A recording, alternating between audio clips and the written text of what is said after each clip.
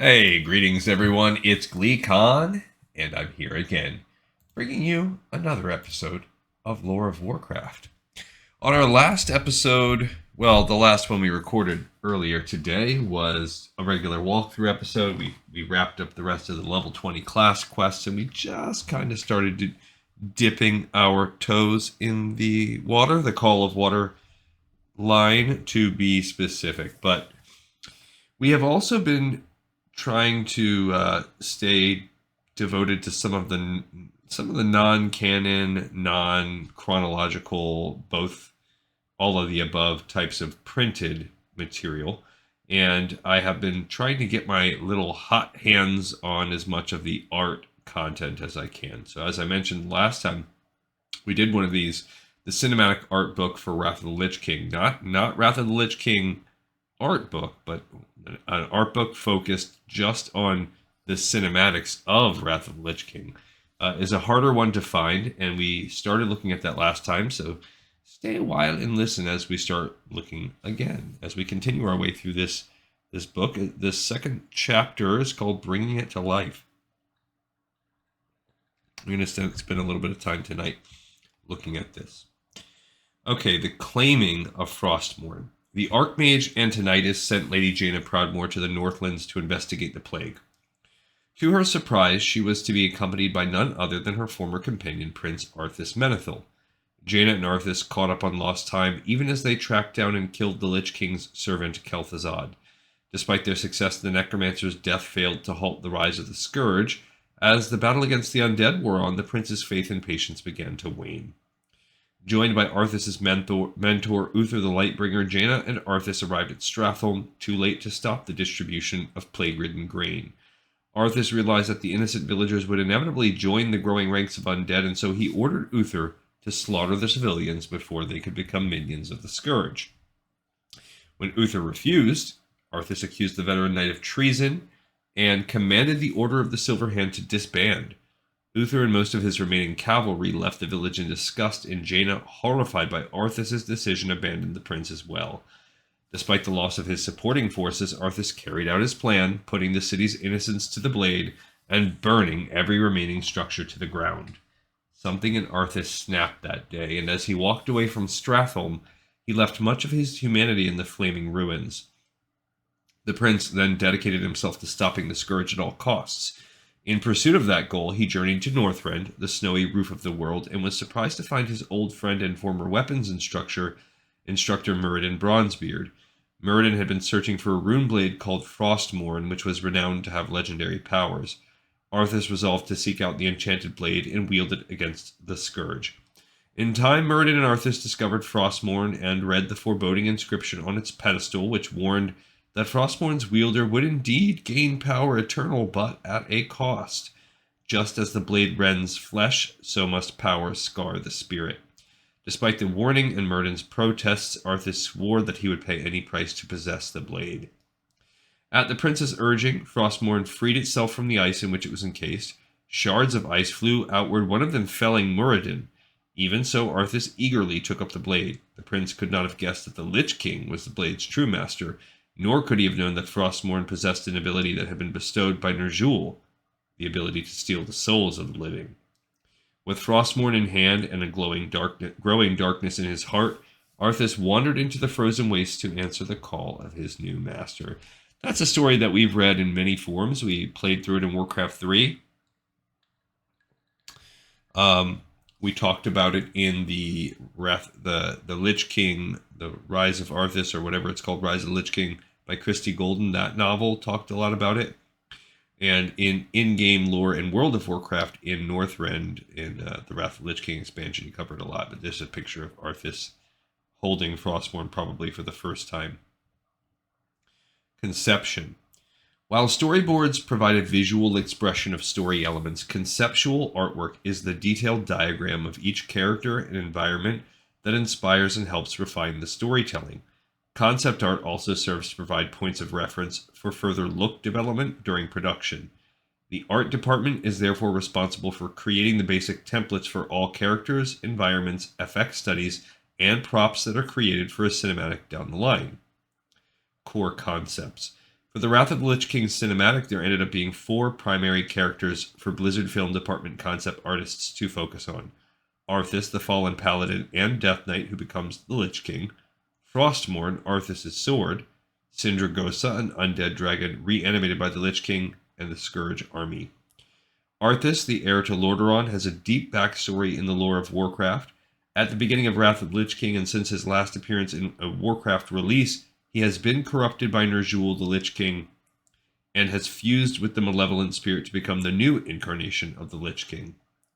In a sense, Arthas' sword Frostmourne was also considered a character during the development of the cinematic because it is riddled with lore at least as deep as that surrounding its wielder. It was given a similar level of attention during the concept stage.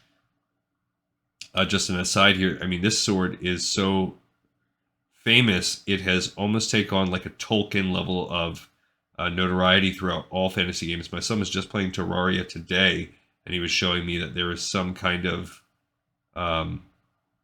sword in Terraria that you can get called, like, not Frostmourne, but Icemourne or Frostblade or something, but it is an homage to this Frostmourne. The blade needed to have an appearance that spoke to its epic nature. Arthas had used his powerful artifact, after all, to kill his father Taranis and to wage battle against his nemesis Illidan. There's a picture, I guess, of kind of Frostmourne in a dragon, like a concept art. Oh yeah, it says left a dragon loot sketch, and opposite is the Birth of Arthas studies. I'm guessing studies is an art term, or maybe sketches or something. Sindragosa the Frost Queen, an entirely new character, was not just any dragon, but a consort to Malygos, the leader of the Blue Dragons. Her personal history would reference the history of the dragons in Azeroth, and her initial concept, an elaborate undead frostworm, promised a host of detailed design challenges. I believe they've actually kind of retconned her in when we read the kind of prequel series, The War of the Dragons, or whatever it was called, War of the Scales, something like that. I think she's a character in that book. It's the last real book series we read. Lastly, the Scourge and its associate Plague, which had drawn Arthas to Northrend in the first place, needed to be designed. The sheer number of warriors involved in the undead army inspired an equally impressive array of conceptual artworks. The numerous detailed armor, posture, race, and weapon studies contributed to an especially rich development process for characterizing the deathless power that rumbles across the northern wastes. It is also a testament to the way BFD approaches its storytelling that the environment of Northrend itself was treated with the level of attention typically reserved for characters. With fully developed detailed profiles for each of its sub-regions, the Frozen Throne and the areas of Dragon Hill and Icecrown especially took on a life of their own in the minds of the concept artists. I think the current iterations would benefit from that kind of level of detail. It's part of what made that expansion so awesome. Refining the concepts. With the knowledge that these key elements would be a part of the final story, whatever shape it took, the BFD concept artists began to work on and refine the look of these central characters. In the cases of Arthas and Frostmourne, where there was detailed pre-existing art that had to be referenced, the art department began with the art and final forms of Arthas and Frostmourne used in the Warcraft 3 cinematic. Working from these existing assets, their exploratory sketches aimed to scale up the epic proportions of these key characters so that their updated looks would reference their Warcraft game histories, while also speaking to their stature in the World of Warcraft expansion. During the brainstorming for the Wrath of the Lich King cinematic, the story team hit on the idea of incorporating a dragon into the cinematic, and pulled a concept artist in to flesh out the concept. He drafted a sketch on his own time and brought it to the table. This, I'll come back to those, drawing caught the imagination of the whole BFD team, who could pass up an opportunity to bring a truly epic dragon into the mix. This notion began to catch on, spreading beyond the cinematics team as the concept circulated amongst the different Blizzard departments for review. It was decided an undead frostworm would be raised by Arthas to fight at his side. Lore would be written to explain their meaning, and the duo would be integrated into every level of gameplay as live adversaries and behind-the-scenes operators, which is pretty cool. So here's some of them. They said the Arthas birth treatments. So this is Taranis holding baby Arthas and then presenting him before the people with the iconic rose motif in the gold background. And then you also see here Frostmourne studies for the Frostmourne sword replica. So this is kind of an Arthas with a Death Knight being held. And again, these are studies, so just him holding it, looking at their skulls on there. Reference sketch of the Death Knight Arthas before he became the Lich King, here riding his mount from Warcraft 3. So he's a Death Knight at this point, basically a kind of pseudo-Death Knight. And he's got this kind of undead-looking horse. Conceptual development. While the case of Sindragosa is exceptional, BFD concept art is incredibly important to the development process, during both the initial planning stage and the final steps in production. At the beginning of the process, the fleshing out of details for important characters repeatedly gives rise to story elements, helping to shape the final sequence of events that make up the cinematic. Down the line, these conceptual artworks are equally important because they are repeatedly referred to during production. Sindragosa's form is the best example on this front in the case of the Wrath of the Lich King cinematic, because no art or animations existed for her from previous games or expansions. The modeling, animation, tech, and finishing teams did not have as developed a frame of reference, thinking about how she might move, what she might look like, and how she might think. They would constantly dip back into the rich host of concept art for clarification and inspiration when it came to basic anatomy, general look and feel, proportions, and textures for skin, bone, and teeth, because they do have dragons, so it's got to start there. As you delve into the gallery that follows, you'll witness an incredible wealth of detail and developmental art that inform the cinematic, game development, and lore for Wrath of the Lich King. Evidence that what we all experience through normal gameplay is really just the tip of the iceberg. Peek below the surface for intricacies that could hint at the challenges and stories that lie ahead for those who have the courage to endure the Wrath of the Lich King. Alright, so here we have Sarah Knight armor, which was introduced for the game. This kind of looks like maybe a belt buckle or a kneecap. Above, Arthas aging studies, so him before, how he would look like now with a beard. Lich King and Sindragosa study to the right, probably a 2-pager, and following pages and below, Death Knight Arthas armor studies. Rumors suggest that the Lich King's armor is composed of Saronite, a substance reputed to be the black blood of old gods. It is this same substance which the Lich King used in the construction of many Scourge structures, including Angrathar the Wrathgate and the indomitable Fortress of Icecrown Citadel. That's pretty awesome. That's an epic. If you look, that's the side of Sindragosa's kind of face. That's him in profile with her. That's cool. It's a good picture. Here's more armor studies. Again, maybe that's a greave, possibly. Just different. Maybe a cod piece, shoulder piece.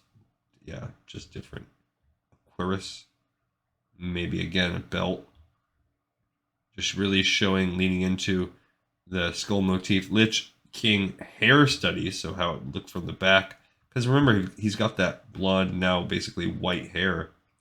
Death Knight Arthas armor studies. Again, we already just looked at those, and this is the side profile of the face. I think it changes a little bit, but it's got to look like a helmet and a crown, which is just cool. This is a Lich King study. More Lich King hair study, so different ways his hair could look, almost frost-like in the bottom one. The Lich King evolved, an unused concept. This study gestures toward a more complete meld between Arthas and Ner'zhul, where the Lich King's something has become incorporated into the head of its most recent bearer.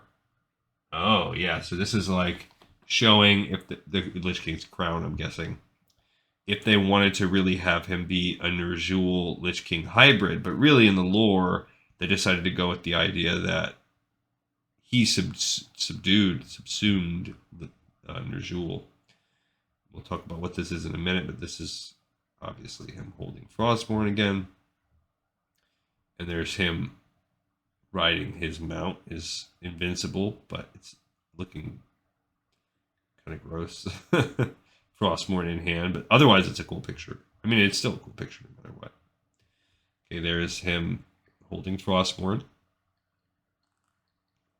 Sketch of him in his throne. Above, Death Knight Arthas study. To the right, a Lich King and Frostmourne preliminary sketch. Death Knight Arthas study. This image formed the basis for the widely seen close-up image of the Lich King grasping Frostmourne in the foreground that was used on the Wrath of the Lich King World of Warcraft teaser landing page on the Blizzard website. So that's this one. That's actually pretty cool. So they referenced that one a lot. Death Knight Arthas preliminary study. That's this one. Frostmourne preliminary study and Frostmourne final art.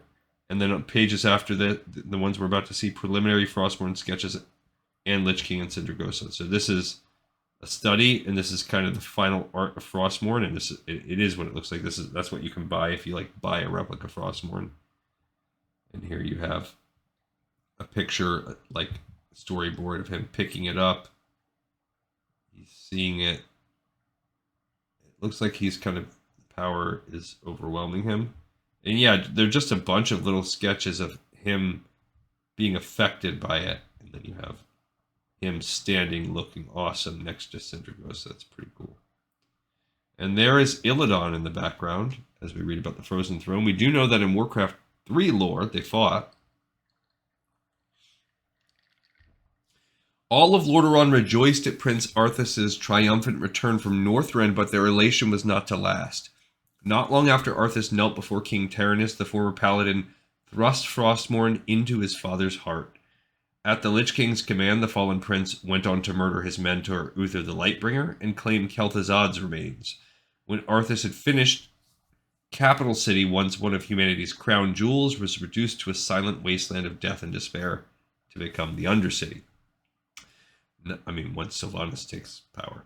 The Death Knight Arthas then marched his ever-growing army of the undead into the forests of Quel'Thalas, slaughtering the elves in his path as he smashed through the gates of Silvermoon. Arthas laid claim to the legendary Sunwell, using its powers to raise Kel'Thuzad as a lich, and leaving the high elven lands utterly devastated in his wake. Kel'Thuzad in turn opened a gateway to usher in Archimonde, a powerful demon lord of the Burning Legion. Upon his arrival, Archimonde declared that the Lich King's usefulness had reached an end. While Archimonde pursued the Legion's goals, Arthas traveled to the continent of Kalimdor. There he met and advised Illidan Stormrage, a demon hunter whose interests aligned with those of the Lich King. The Third War ended with Archimonde's demise, and Legion forces on Azeroth were scattered in the wake of his death. Arthas returned to Lordaeron, where he was assailed by painful visions that he learned were a sign of the Lich King's weakening power. The Death Knight journeyed back to Northrend and was confronted by an army of elves, survivors of the Scourge invasion of Quel'Thalas. The elves had joined forces with Illidan in order to march on the Frozen Throne. The Crypt Lord of Nubarak arrived and guided Arthas into a series of ancient tunnels that allowed the pair to reach the Lich King quickly. Arthas emerged from the subterranean caverns to face one final challenger barring his path, Illidan, who had become a demon. Illidan engaged the Death Knight in single combat. Frostmourne clashing against Illidan's twin blades of Azeroth. Ultimately, the demon was left bloodied in the snow as Arthas advanced, undeterred by the voices of the past echoing in his head, warning him against the action he was about to take. So that basically wrapped up Warcraft 3 in the expansion, Warcraft 3, The Frozen Throne. That was the storyline. And that's the cool imagery of him about to fight Illidan. And there's him marching forward with his, I guess, Scourge armies. And that's him looking over, leading them, kind of like we see in the cinematic. This is just some more, this is, I guess, imagery of what Icecrown Glacier will look like. And that's him. Maybe that's Ner'zhul or him, but kind of becoming encased in ice. It was an ice crown that Yin-Sorcel, diamond-hard ice containing the armored form of Ner'zhul, crashed and became the Frozen Throne. It was here also that the Death Knight Arthas shattered the throne and merged with his former master. Now from within the brooding ice-crowned citadel, the Lich King commands his undead scourge to scour the world of all life. That's again him walking through Ice-Crowned Glacier. Just more watercolor glacier in the background. There's a picture of the Frozen Throne. My guess is it's Ner'zhul, basically one with the ice. There's another picture of the Frozen Throne empty and the seat from afar, the seat of it. Previous pages, Arthas in Northrend. The left are the Lich King on the Frozen Throne. Above and below Frozen Throne concepts. To the right, Frozen Throne study. At one point, Blizzard film department considered having the Frozen Throne take on the shape of the Lich King's helmet, so this is kind of like that. Following pages, Northrend shot concepts. So just different shots of the ice, how it would look like this sculpted windblown, a land of pure ice, grays and whites, hints of blues. There's the pictures of, I don't know if these are supposed to be the Titans, if they're adventurers, orcs, or the giants that you see out there. Opposite, that's a Tuskar study. So I guess it's supposed to be Tuskar. This page is a blueprint for Dragon Hill, the environment where the Wrath of the Lich King cinematic takes place. The Lich King approaches the Frostworm's burial site in the middle of the image. I don't see that, but maybe it goes to the next page. From the horizon, Sindragosa climbs the promontory to the right to take flight. The Scourge army resides in the valley below. I see. So that's the how it. That's him kind of walking up on it, maybe. This page and right, Dragonblight studies. Initially, the Wrath of the Lich King cinematic was to take place in Dragonblight, the fabled burial ground of the dragons of Azeroth. For game design reasons, Sindragosa's icy grave was moved to ice ground where the Lich King finds and revives her. These early studies show what the Frostworm's resting place could have looked like if she had made it to her ancestor's historic grave. On the following pages, the Lich King in Dragonblight studies. So she's not the only dragon, as you can see there. He would have just raised her, I guess, because she's the most epic one. So yeah, more Dragonblight studies, which is, this especially is very similar to what it ends up looking like. We just don't see Wormrest Temple. Another frozen Sindragosa or other dragons encased in the ice, and then him coming up to find her there. That's dope. That's super cool. Sindragosa the Frost Queen. The blue dragon Malygos was charged ages ago by the world-shaping Titans with the guardianship of the world's arcane magic. Sindragosa was the dragon aspect's first consort. Long ago, before the sundering of the world, the black dragon Neltharion went mad and betrayed his fellow dragonflights in the hour of their greatest need as they battled against the invading Burning Legion. Malygos, Sindragosa, and the rest of the blue dragonflight attempted to thwart Neltharion's vicious attacks, but were unsuccessful in quelling the black dragon's wrath. The blue dragons were destroyed, and Sindragosa was mortally wounded. She escaped to the distant north, intending to reach a final rest at the Dragonblight, the land where all dragons go to perish. Sindragosa never reached her planned destination, however, and her bones lay trapped in Icecrown until the new Lich King Arthas stirred her from a long reverie. The Lich King rose from the frozen throne and journeyed to the site where Sindragosa fell. Sensing the immense power the dragon once wielded and the hatred still residing within her skeletal corpse, the Lich King raised Sindragosa as a frostworm to serve as his personal instrument of war. With Sindragosa's power at his fingertips and armies of undead bowing to his will, the Lich King now stands poised to usher in an age of darkness such as the world of Azeroth has never seen. The only question that remains now is whether or not there is any humanity left in the part of the Lich King that was once Lordran's warm-hearted prince. That is a cool picture. That's an iconic one. You can see that.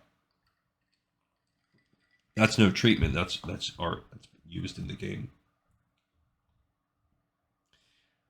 Above, the resurrection of Sindragosa. To the right, early story concept. One of Blizzard Film Department's early ideas was to have the Lich King wake Sindragosa by stabbing Frostmourne into the ground and then into the Frosty Worm's head.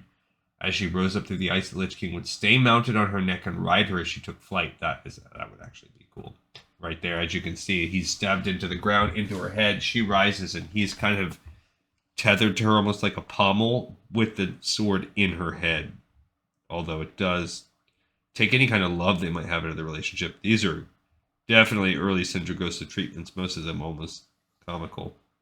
This one's kind of neat, though.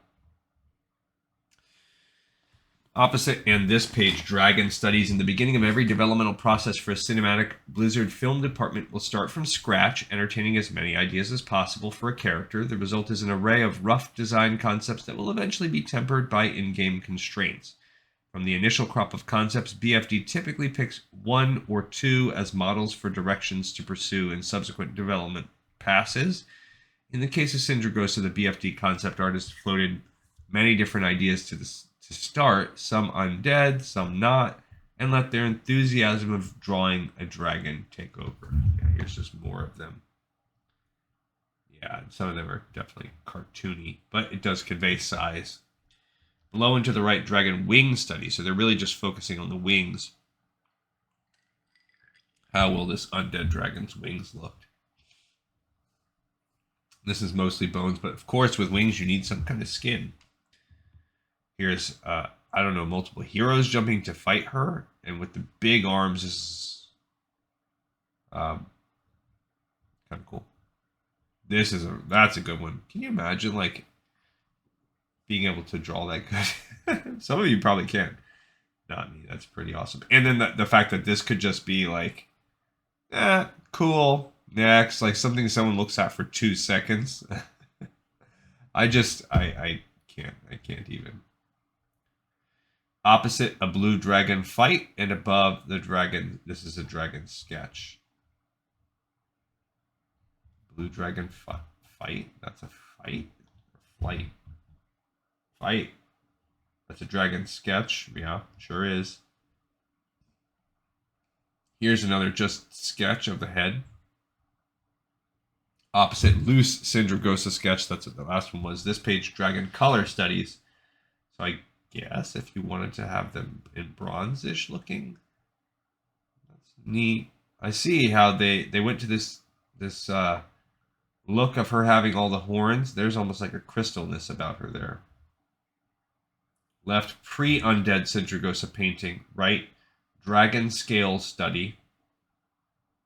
Following page, dragon armor studies. Yeah, here's a look of her with armor on, and I guess different looks of, yeah, her having that. And just part of it. Yeah, I don't even know what this is supposed to be. Just flying off. All right, here's him standing there with his sword again. There's a close one. There's the ship in the snow. Multiple undead dragons flying around. There's a close-up of a wing. There's her kind of rising up, undead, in the sun. You can see the wing on the second page. Okay, this page, dragon armor concept. That's this one. Opposite top left, dragon stance study. Opposite top right, first stage in the character development of Sindragosa.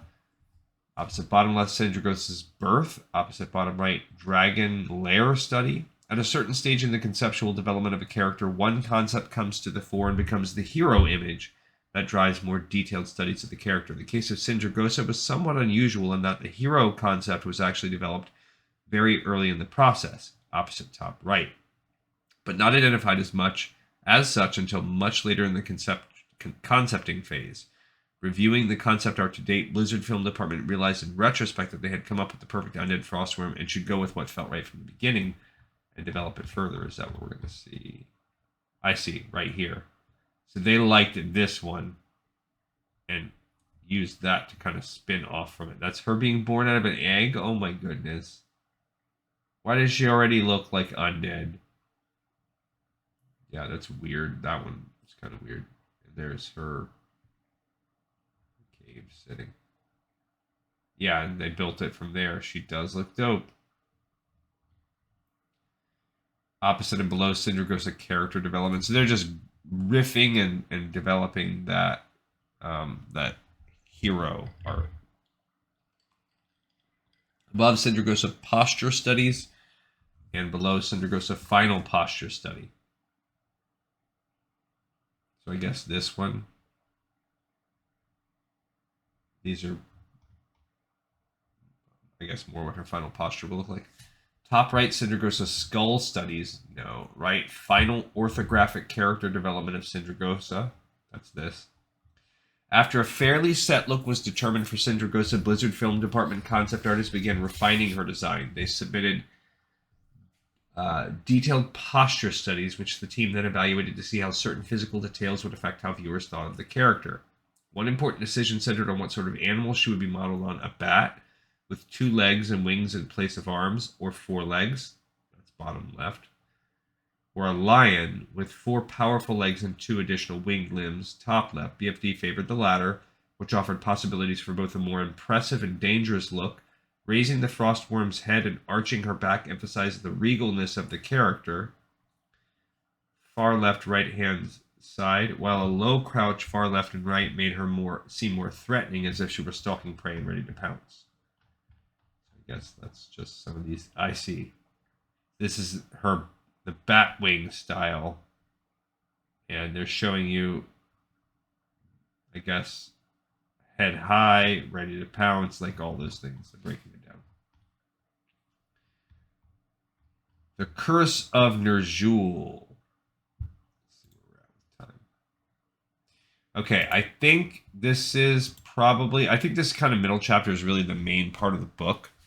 And I think this is probably a good point for us to stop on this one, even though it's not a mid-chapter. If I remember from when I scanned this mid-section is really the longest. So we probably got 1 to 2 more episodes that it will take us to get through this book. But this actually has a lot more text than most of the art books that we read. It's pretty good. I like this. This is a high quality one. I do recommend, if you are a collector, to hunt this one down, because you can find it in either hardcover or regular. And it comes with some cool prints, which I try to take pictures of. A couple high quality prints embedded within.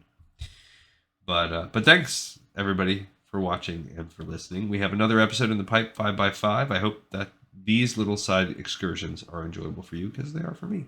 And I'll see you all next time on Lore of Warcraft.